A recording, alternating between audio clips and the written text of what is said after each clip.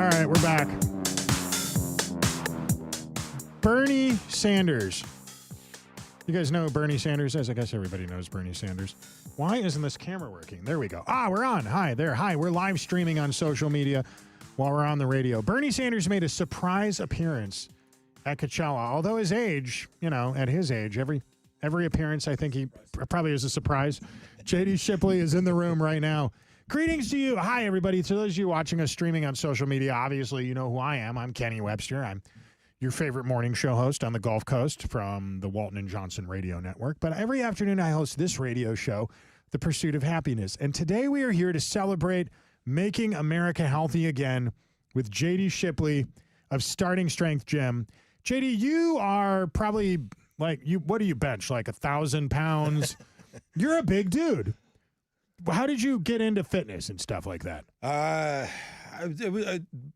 Fitness early on. My wife and I were fairly athletic, and we would work out, and we'd go run and train for a marathon. We kind of hop from one thing to the next. And I've always been a fairly tall guy, but never as strong as a guy I thought my size should be. So one day I just said, screw it. I'm done with all the cardio and the running, and I'm going to lift heavy and just see how strong I can get. Here we are. You are probably in the Houston, Texas area, like the poster boy for barbell training. I hope so. Barbell training, not dumbbell training. Correct, barbells. Why are barbells so much more important than dumbbells? Because you can lift more. You can lift heavier, and you get better benefit out of the time you spend lifting. I am one of many, many people whose life was improved from signing up in the Starting Strength program. People look at fitness. People that aren't into fitness probably look at gyms like they're all the same. Yeah. They look at your gym, and they look at Lifetime, and they look at Equinox, and they look at LA Fitness, and they couldn't be more different. Yep. At the big corporate gyms, everybody hates each other. They're all competing for equipment. Yeah. They're all competing for time. They're all annoyed by each other. They're mad at each other in the parking lot. They're mad at each other in the gym. Compare that to like the small local gym, which is what you technically have, even though Starting Strength is a chain around the country. It's a small local gym. Everybody at Starting Strength, for the most part, is friends. They hang out with each other. Yep. I'm in group chats on Instagram for memes with people from the gym, sharing comedy throughout the day. Not like fitness advice and stuff like that, but also it's just a lot of like-minded individuals. Starting Strength is the only place I've been recently where I'm in a room with a moderate, a centrist, someone on the far left, someone on the far right, a libertarian, an authoritarian. And they're all getting along. And they are all getting along, having a very intelligent conversation about hot-button issues while we lift barbells. Bunch of strong nerds. Why is that? Well, because even though from as far as a political spectrum, people are different. I think the people that are coming to the gym are all looking for the same thing, right? There's that common goal of wanting to get healthier, and are doing it by getting stronger. Right.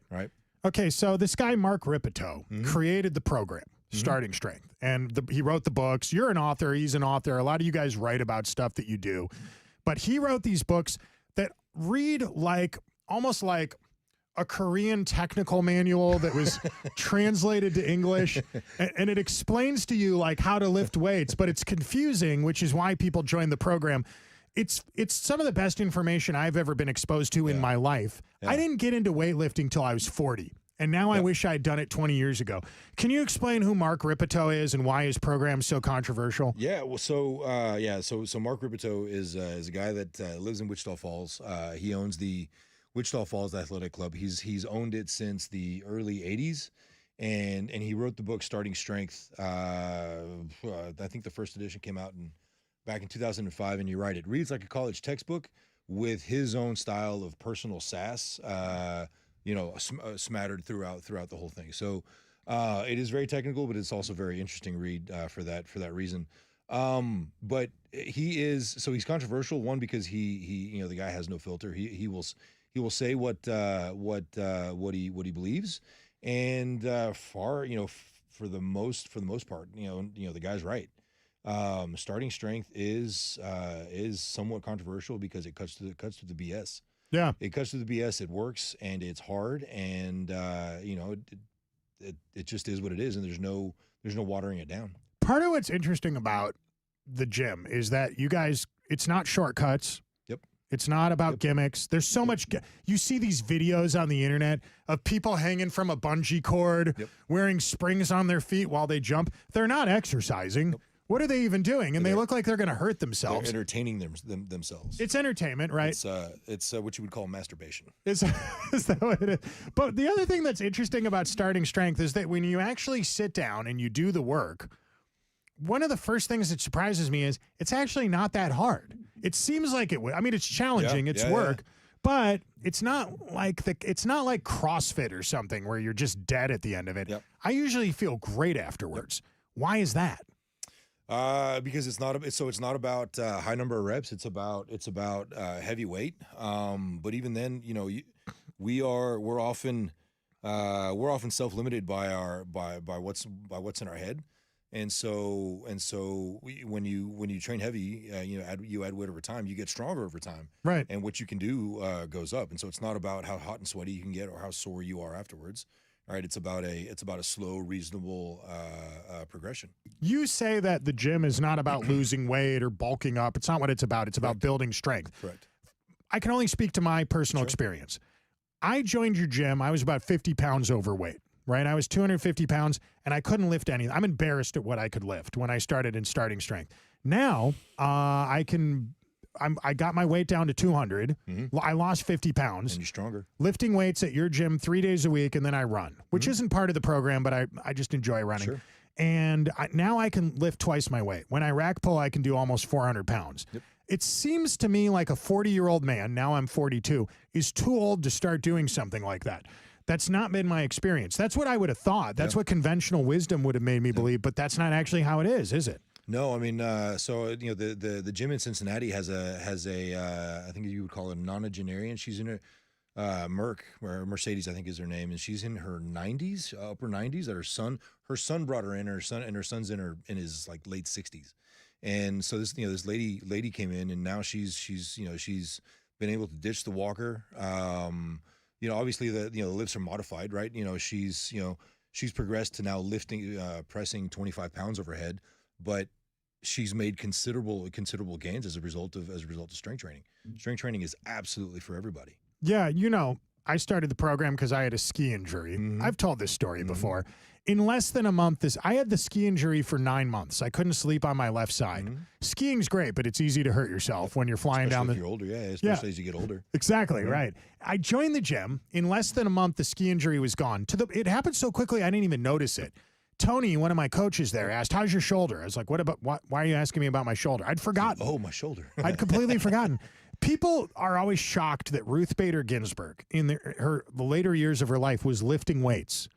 But actually, that's probably part of the reason why she lived so long, isn't it? Absolutely. So I don't know if barbell training is gonna extend someone's life, but to the extent that they do have life, it's gonna improve the quality of it.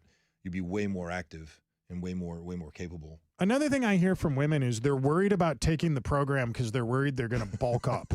But that's not actually how it works, right? Especially with women. After a certain point, women aren't going to gain muscle mass, are they? That's not how it works at all, is it? No. Women, surprise, are genetically not predisposed to getting a bunch of muscle mass. It's just they're not programmed to do it. Wait a second, but men are? Yeah. Are you saying men and women are different? Heaven forbid. What? Sacrilege. JD Shipley is here. I see a lot of people watching us on social media right now. Make America healthy again. That is what we're talking about. I'm here with my coach, Starting Strength Gyms in Houston, on Shepherd, and also in Katy on, what is it, on Mason? Mason 910. Hey, quick break. If you're watching us on social media, don't go anywhere. We will literally be back in 2 or 3 seconds. If you're listening on the radio, short break. Stick around. You are listening to the Pursuit of Happiness radio. Pursuit of happiness, we don't have that in Mexico.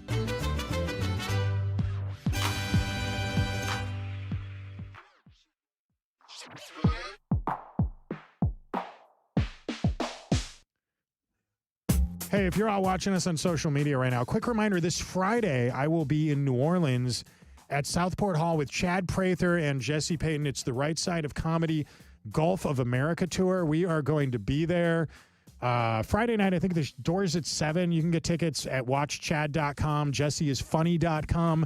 Saturday night, we're going to be in Hattiesburg, Mississippi at a place called Brewski's. Same thing. Tickets available at watchchad.com or on jesseisfunny.com. Come on out to the shows this weekend. Mississippi, Hattiesburg, and New Orleans. It's going to be great.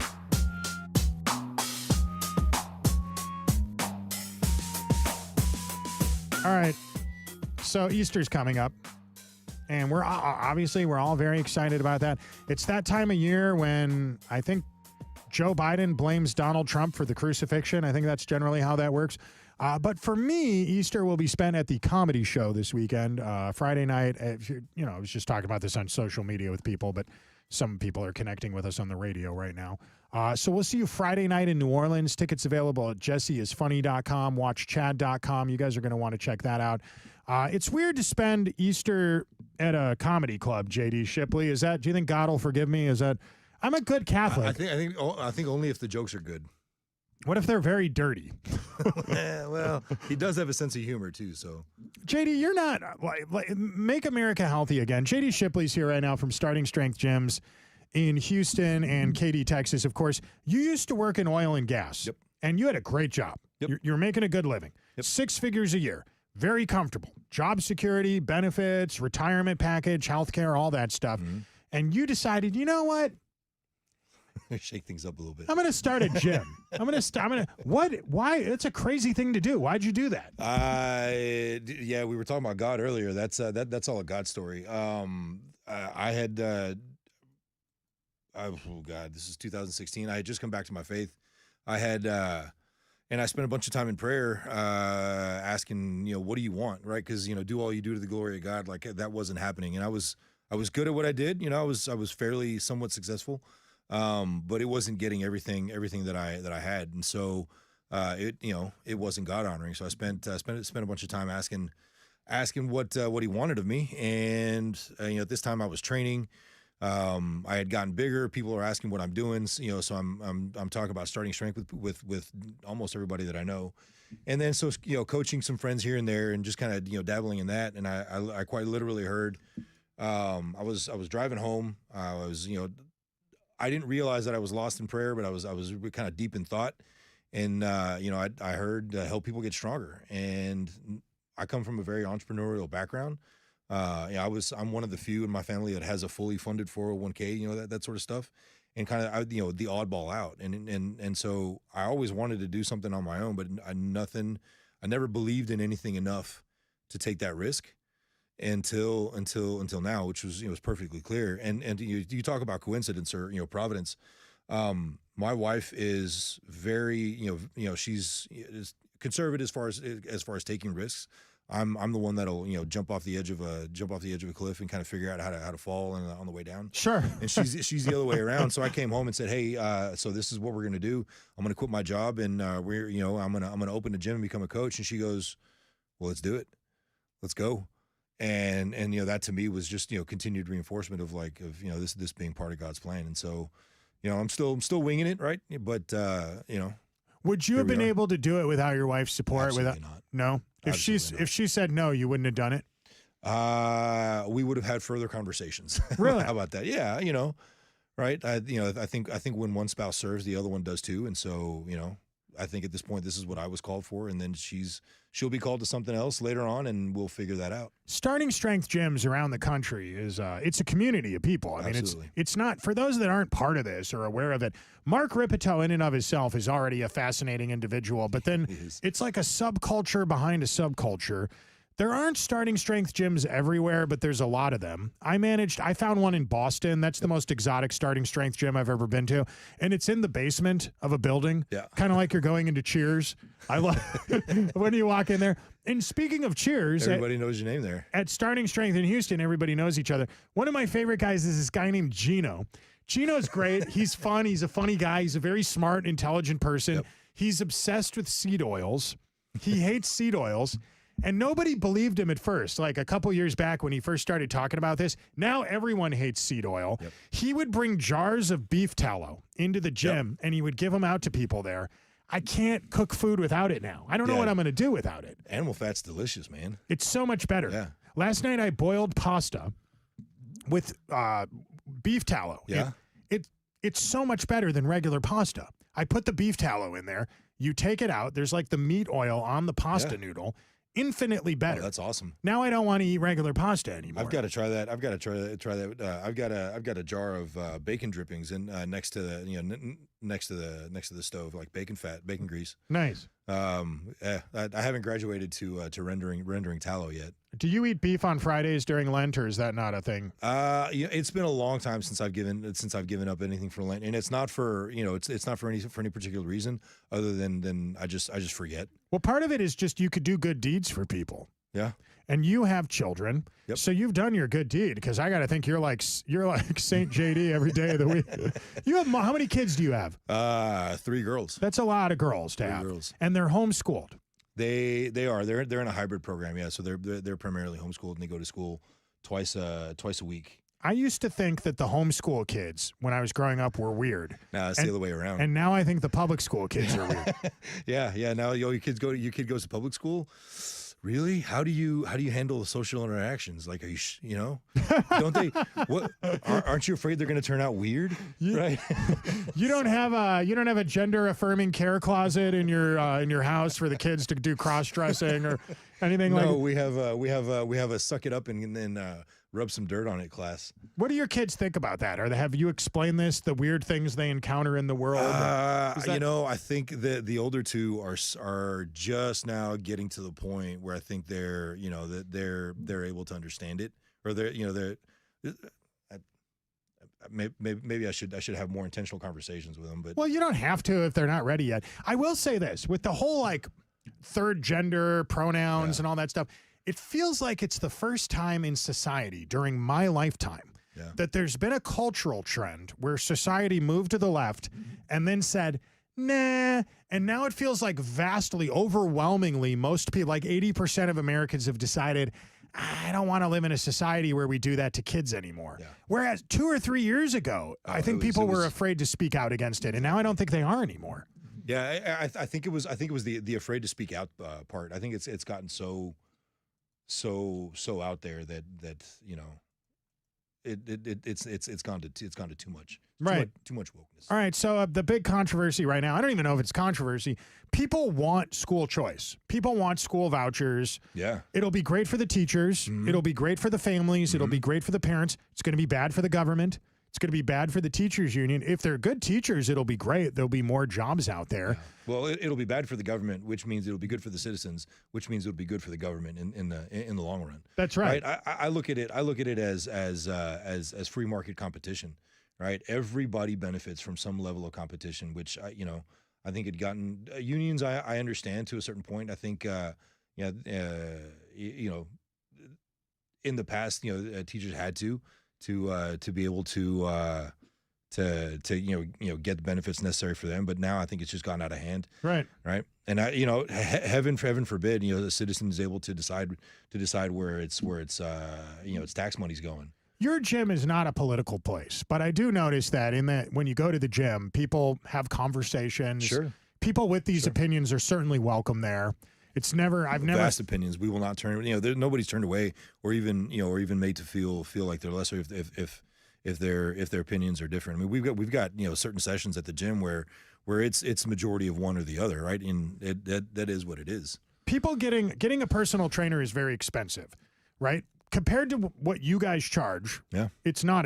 What you guys do is not expensive compared to having a personal trainer. I say so. I mean, our most expensive gym in the franchise industry, franchise organization right now, I think is ends up being $38 a session, right, for an hour and a half. That's average that out. That's like, oh Lord, I got to do math. $25 an hour for a personal trainer. I mean, it is for one-on-one coaching, and I don't think you can get any better. Every day when we live stream this show, well, we don't live stream every day, but I always try to remember to update the title of the live stream of the video on social media when people are watching us talk on the radio. And I forgot to update it today. But yesterday's topic was, is it more expensive to be skinny or fat? And actually, the research tends to indicate it's actually more expensive to be fat. Not only are you paying more in food, but your healthcare costs go up, right? I have to think if you're trying to save money and live longer, going to Starting Strength Gym is a pretty frugal decision to make. Yeah, I think so. I mean, people go out and spend double what 2-3 times what what a membership charges in eating out and entertainment. Instead of investing long term in their health, right? Get you a coach, get some help, strength training, and get stronger as a result. People are asking me questions in the comment section since you're here right now. This is JD Shipley. He's my Cool. Were you doing Q&A? He's my coach. He's my trainer. Yeah, Ramey wants to know. He's curious on your thoughts about pre-workout, especially the high stem ones. For those that don't know what that means, like pre-workout's like the powder you put in a drink. It's got caffeine on it. It doesn't always have caffeine, but a lot of them have caffeine. What are your thoughts on that stuff? The fitness industry is full of gimmicks. I personally think the pre-workout is one of them. Some of them, it's great if you need a little extra boost, an extra kick. It's not going to help you get more, get an extra rep or two or anything like that. If it helps wake you up and helps to build some motivation so that you can get into the gym and get the thing done, then hey, great, take it. But it's not going to make or break your ability to train. I would agree with that, but I will say it does help me when I'm running or lifting weights. It just gives me a little more. The other thing is if I take it and then I don't immediately go work out, I feel like I'm gonna have a flipping heart attack.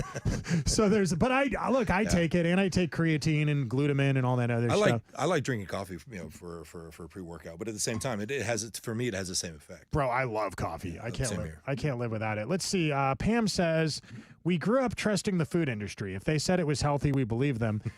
Unfortunately, that's just one piece of the puzzle. People's confidence in these institutions have completely been destroyed. I think they should. Yeah, I think you should question the information that you get. I think you should as a default assume that the information that you're being given is BS until proven otherwise. Right? You should be naturally inquisitive and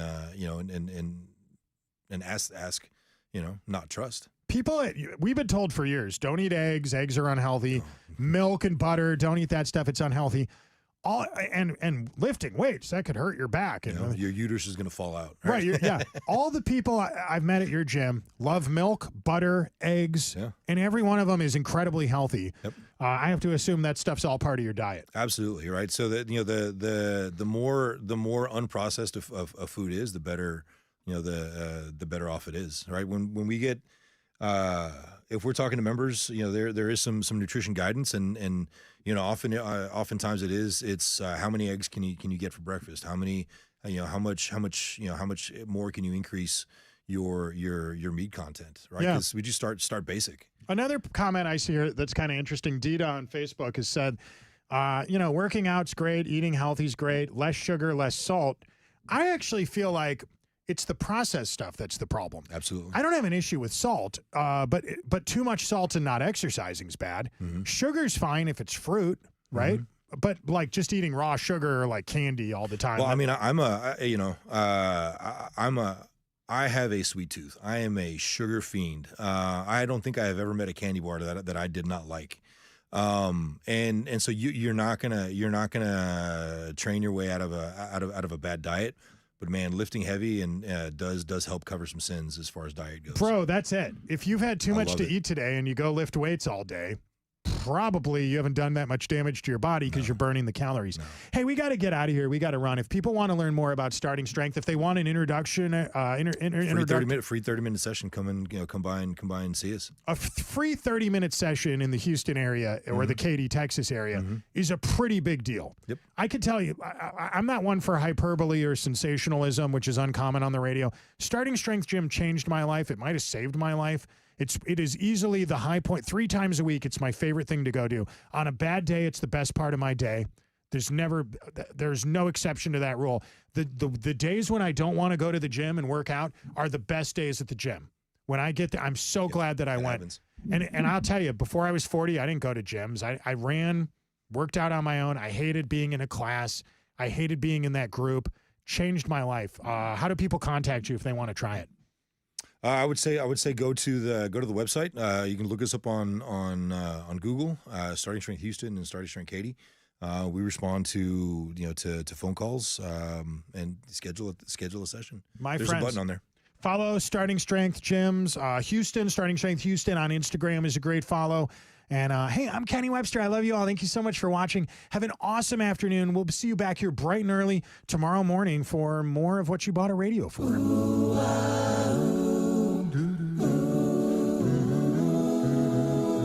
are listening to the Pursuit of Happiness Radio. Tell the government to kiss